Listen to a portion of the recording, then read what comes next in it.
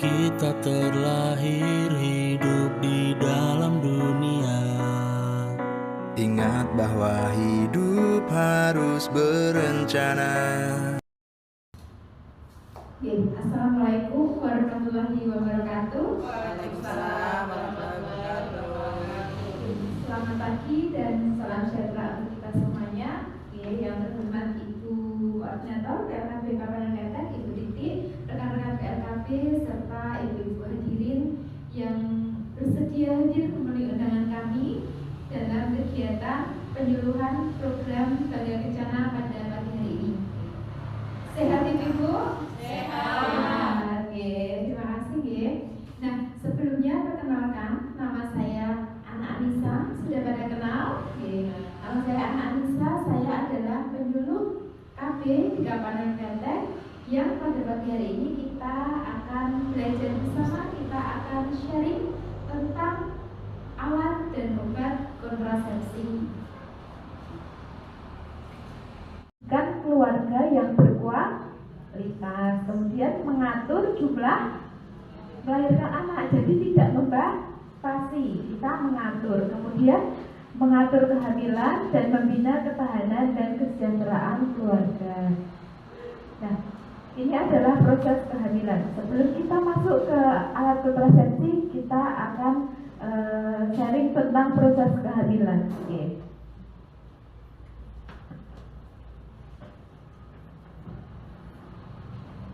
Ini adalah gambar apa, Bu?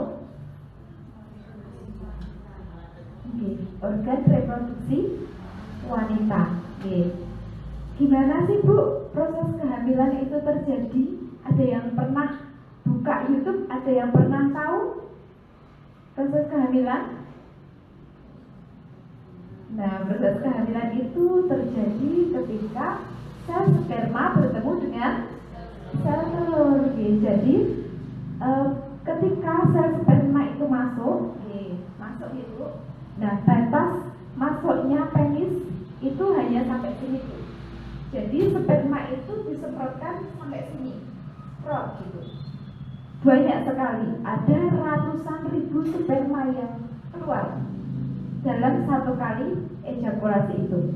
Kemudian gimana? Nah, dari sekian banyak sperma yang masuk itu, dia akan masuk berenang, masuk berenang. Kemudian dia ketika ketika masa subur itu perempuan akan mengeluarkan sel telur. Makanya di usia masa subur ketika melakukan hubungan kok tidak KB, bisa terjadi kehamilan karena sang perempuan mengeluarkan sel telur. Keluarnya dari mana? Keluarnya dari sini.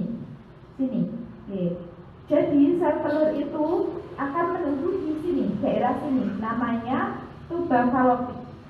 Nah, sel sperma itu yang hanya bisa masuk ke tuba falopik ini dari sekian ratus ribu, hanya ratusan yang bisa masuk ke sini, dan hanya satu yang bisa menembus sel telur. Itu proses kehamilan. Ketika sel telur dan sperma itu sudah ketemu, dia akan membentuk menjadi zigot, kemudian dia akan turun ke bawah, dia akan menempel di sini. Ini namanya apa, Bu? Titik rahim. Makanya perempuan itu akan mengalami penebalan dinding rahim. Penebalan dinding rahim itu adalah persiapan kehamilan, betul. Kalau tidak ada pembuahan, maka dinding rahim itu akan luruh menjadi menstruasi, betul sekali. Jadi ketika sudah terjadi pembuahan, zigot itu akan keluar dan menempel di sini. Nah, disinilah terjadi perkembangan janin, seperti itu, guys. Nah, itu adalah proses kehamilan. Sekarang kita lanjut. Kita masuk ke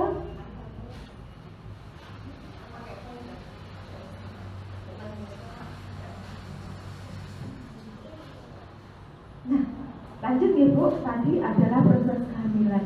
Nah, kehamilan itu dapat dicegah dengan alat kontrasepsi. Ada berapa Bu alat kontrasepsi? Ada?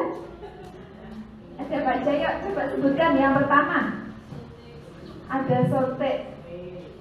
Ada yang kedua CO. Ada lagi implan. Ada lagi IUD, MOP dan MOW. Ada berapa? Ada 7 ya, ada 7 alat kontrasepsi.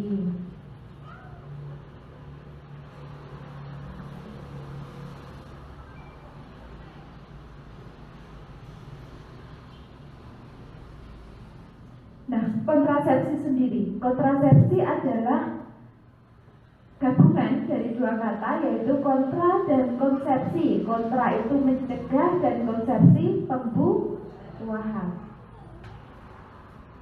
Nah, lalu ibu-ibu yang diundang di sini adalah pasangan usia subur. PUS itu usia 15 sampai 49. Diukur dari umur usianya siapa? Ibu, usianya istri. Walaupun bapaknya sudah lebih, kalau punya istri kok usianya di bawah 49, itu dinamakan pasangan usia subur.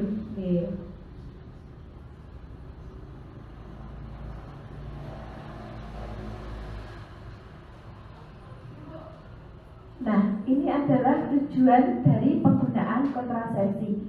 Ketika kok pasangan usia subur itu usianya di bawah 21 tahun, dianjurkan untuk menunda kehamilan. Misalnya nih, kok menikah dini, nah itu dianjurkan untuk tidak hamil dulu sebelum usia 21 tahun. Kenapa?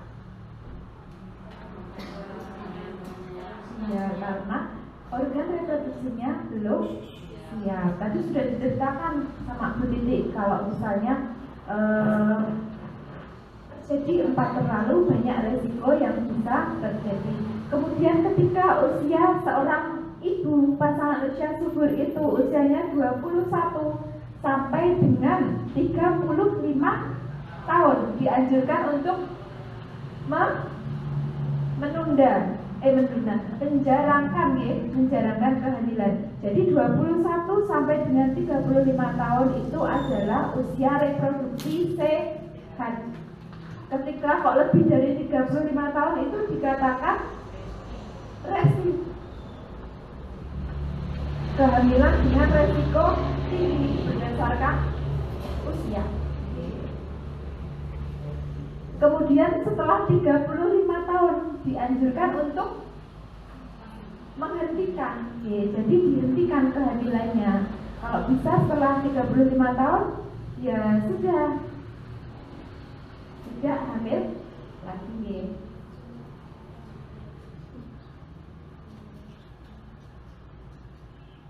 Oke, ini mengapa sih kok kita dianjurkan untuk menggunakan kontrasepsi? Wong saya nggak pakai aja nggak hamil kok. Nah gitu. Ada yang seperti itu? Ora kabeh ora apa-apa kok mbak, oh ya ora nganu kok. Nah gitu guys. Yang pertama, mengapa menggunakan kontrasepsi? Dapat mengatur kehamilan yang diinginkan. Jadi jangan sampai. Kemarin sudah ikut implan, sudah pakai implan, tapi karena tidak seret dilepas dan akhirnya tidak KB, padahal belum mau hamil dan akhirnya hamil. Itulah fungsi kontrasepsi. Kemudian ibu dan bayi dapat lebih sehat jika resiko dalam kehamilan dapat dihindari. Nah, ketika terjadi kehamilan yang tidak diinginkan, kira-kira gimana Bu? Diopeni buat kehamilannya tuh? Ada yang diopeni dan ada yang terus tidak diopeni.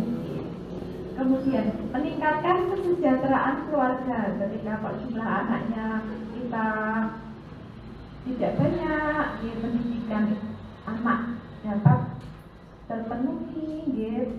Nah, pengasuhan juga punya banyak waktu untuk mengasuh. Kemudian menjaga keharmonisan keluarga, kemudian memberikan kesempatan pendidikan anak yang lebih baik tadi. Nah, ini metode kontrasepsi. Tadi ada alatnya ada 7, alat dan obatnya ada 7. Nah, di sini ada hormonal dan ada yang non hormonal dan ada yang hormonal. Yang pertama non hormonal. Di sini ada teknik. Kalau tadi alat dan obatnya ada 7. Kalau tekniknya di sini ada apa Bu? MAL. Apa? MAL. Ya? Belum tahu nih. MAL. Nah, ya. MAL ini adalah metode anemor laktasi. Jadi dengan melakukan menyusui secara eksklusif. Ya. Tapi berarti dia hanya terbatas sampai dengan bayinya usia berapa? 6 bulan. Dan hal ini dapat digunakan ketika melahirkan, ya, setelah melahirkan sampai dengan 6 bulan. Tapi dengan catatan menyusuinya harus benar-benar eksklusif. Ya, kalau tidak, ya nanti bisa terjadi kemudian ada mekanik alat, ya, yang ini apa Bu? Ada kondom, kemudian ada sterilisasi FOP, FOW, yang hormonal. Nah, dia Bu ya, ini mal, ini kondom, ini IUD. Kalau dulu IUD-nya seperti ini, spiral. Kalau yang sekarang bentuknya T. Kemudian ini sebentar di usia di bawah 21 kita bisa menggunakan alat kontrasepsi yang sederhana, bisa pil, IUD, suntikan, implan. Tapi ketika kita menjalankan kehamilan, kita dianjurkan untuk IUD, suntikan, ada pil, ya, ada pil ini, ada mini pil, ada implan. Kemudian ketika kok fase apa Bu? Tidak hamil di atas 35 tahun kita anjurkan untuk steril, IUD, implan, suntik, sederhana, seperti itu.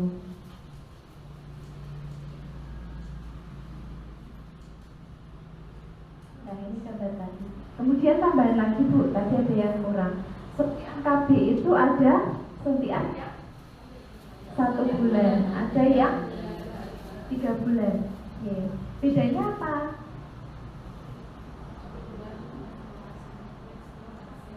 1 bulan, kemudian 1 bulan enggak. Nah, bedanya kalau 1 bulan efektivitasnya tadi 1 bulan, kalau ya 3 bulan 3 bulan, Nah, kalau yang suntik 3 bulan, boleh nggak untuk ibu menyusui? 3 bulan? Boleh. Yang nggak boleh adalah suntikan 1 bulan karena di dalamnya tidak hormonnya. Kalau yang 3 bulan nanti mengandung hormon progesteron saja.